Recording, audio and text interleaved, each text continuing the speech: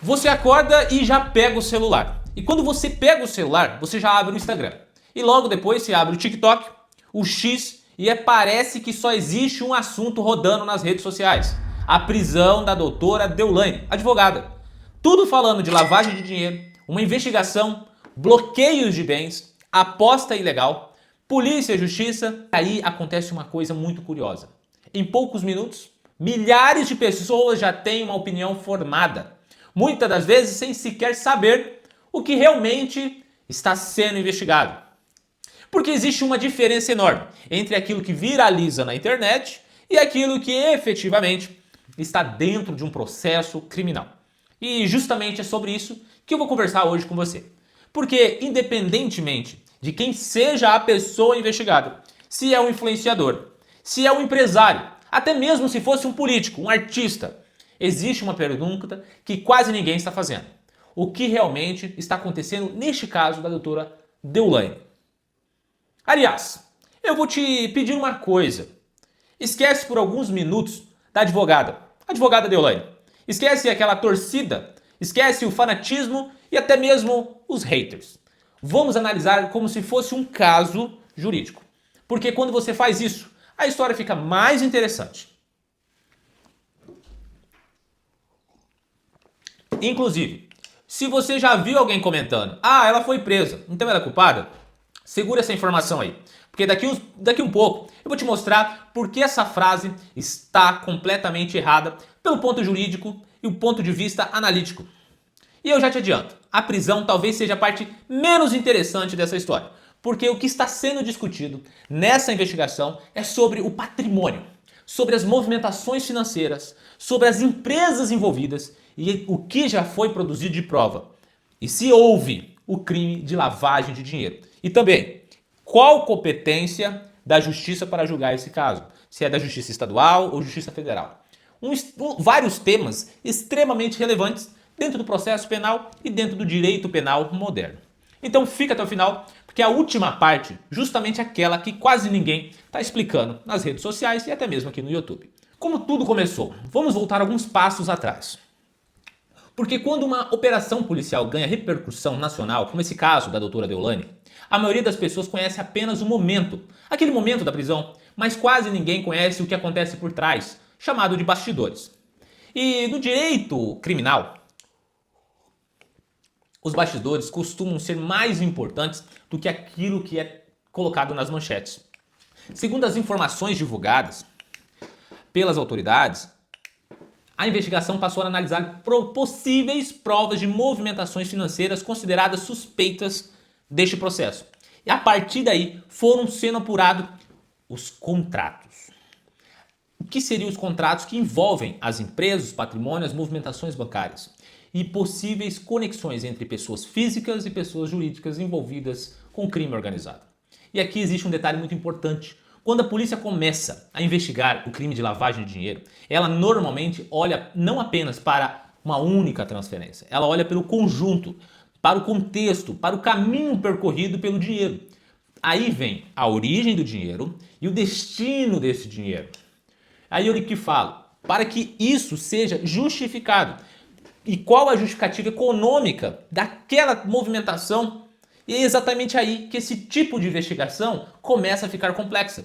Porque nem toda movimentação que é feita, rastreada, ela é irregular. Mas quando surgem indícios que chamam a atenção dos policiais, dos investigadores, aí a análise passa a ser muito mais profunda. E justamente neste momento que começa o que a gente fala de medidas cautelares. Aí começa os bloqueios de bens, quebra de sigilos, busca e apreensão, e em alguns casos até o que a gente fala de prisão cautelar. Quando os policiais batem às 5 horas da manhã na sua casa, isso aí. E normalmente quando é crime envolvido de lavagem de dinheiro, é a Polícia Federal.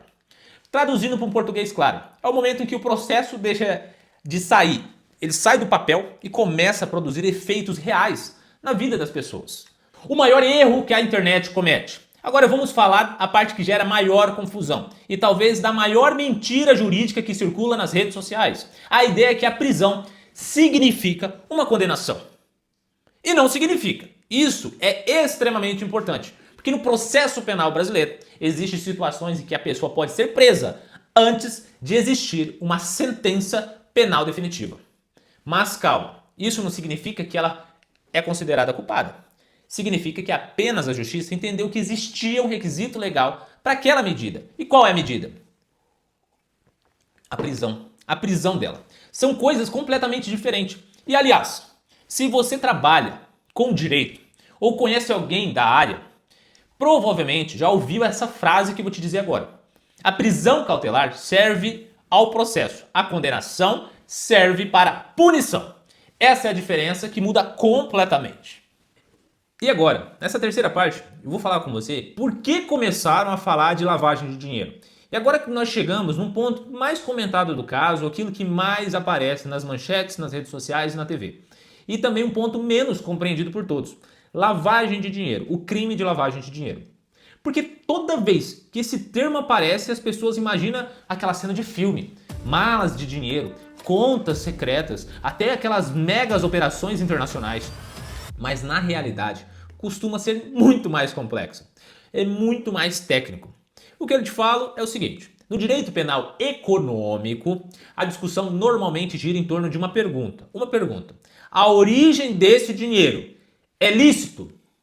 E se for lícita, as movimentações possuem justificativa compatível? E ademais, porque quando os investigadores enxergam algo que consideram incompatível, a investigação começa a avançar. E agora, presta atenção no que eu vou te falar. Ser investigado por lavagem de dinheiro não significa automaticamente que existiu lavagem. Significa que existe uma suspeita que vai ser apurada. E essa é a diferença fundamental, porque a investigação busca justamente descobrir se as suspeitas serão confirmadas ou não. E eu te falo, é muita coisa para ser investigada. E aqui acontece uma coisa muito engraçada na internet hoje em dia. Muita gente já pula direto para o último capítulo. Só que o processo ainda está lá no começo. Como que a gente vai pular para o final, já saber se a pessoa é condenada, se está começando? E normalmente o que passa na TV é o resumo do resumo. Agora eu vou para uma parte desse vídeo que é sobre apostas, as bets, como que elas entram nessa história, nessa investigação. E é justamente aqui que o caso ganha dimensão ainda maior. Porque a discussão não envolve apenas uma pessoa, ela envolve o mercado inteiro de aposta. O mercado de aposta online atual no Brasil, as chamadas bets. Nos últimos anos, esse setor movimentou bilhões de reais. Eu estou falando bilhões, não estou falando milhões, estou falando bilhões. E o crescimento disso foi muito rápido. Vieram também as fiscalizações, as investigações e os debates regulatórios sobre as bets. E aí as preocupações das autoridades, da promotoria, do Poder Judiciário, dos delegados de polícia. E eu te falo, é algo que ainda está no começo. Porque quando o mercado cresce rápido demais, o Estado inevitavelmente passa a olhar para eles com muito mais atenção. E foi exatamente o que aconteceu com ela. Hoje existe uma preocupação muito grande relacionada à rastreabilidade dos recursos dessas bets e a transparência de todas essas operações.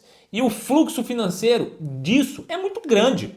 Circula muito dinheiro dentro deste setor. E por isso que muita gente acredita que o caso, com certeza, já ultrapassou da figura só da Deolane e passou a representar algo muito maior. Uma discussão nacional sobre apostas, sobre a regularização, sobre se a fiscalização está feita de forma correta, se há responsabilidade financeira de tudo isso. Ou melhor, ou seja, as manchetes falam de uma pessoa. Mas os bastidores, o que está por trás dessa investigação, o que está por trás de tudo isso, fala de um mercado financeiro inteiro de bets. E agora eu vou para o quinto capítulo, a parte que quase ninguém está explicando, eu vou te explicar. Agora eu quero te mostrar uma coisa que poucos criadores de conteúdo estão falando nas redes sociais, no YouTube. Quando uma investigação desse tamanho acontece, os investigadores, os policiais, normalmente não trabalham apenas para descobrir o que aconteceu. Eles trabalham para preservar as provas. E é justamente aí que entra uma das medidas cautelares. Quais são elas, Dr. Paulo? A gente fala da busca e apreensão. A gente fala dos bloqueios de patrimônio, quebra de sigilo autorizada judicialmente e outras ferramentas previstas no código. Porque imagina o seguinte, vamos criar aqui um personagem fictício. Vamos chamar ele de João ou também de André. André está sendo investigado. Se existe um risco de que esses documentos desapareçam ou que as movimentações sejam alteradas, o que a polícia faz? O que a investigação faz? Ela pede medidas para preservar esses elementos importantes. Para quem? Você entendeu? Eles vão pedir para quem isso? Você entendeu a lógica? Por qual motivo que nosso personagem aqui, André, é bloqueado os bens dele, é sequestrado esses bens, é pedido medidas cautelares? Você percebeu a lógica? Para que serve? Isso não significa que o André é culpado. Isso significa que é proteção da investigação. E essa é uma distinção que faz total diferença no processo penal. E vamos lá, o que a defesa da Deolane está dizendo? Agora vamos falar do ponto de todo advogado precisa respeitar. O contraditório, a ampla defesa. Porque o Estado democrático de direito, nenhuma análise séria pode ignorar o advogado de defesa.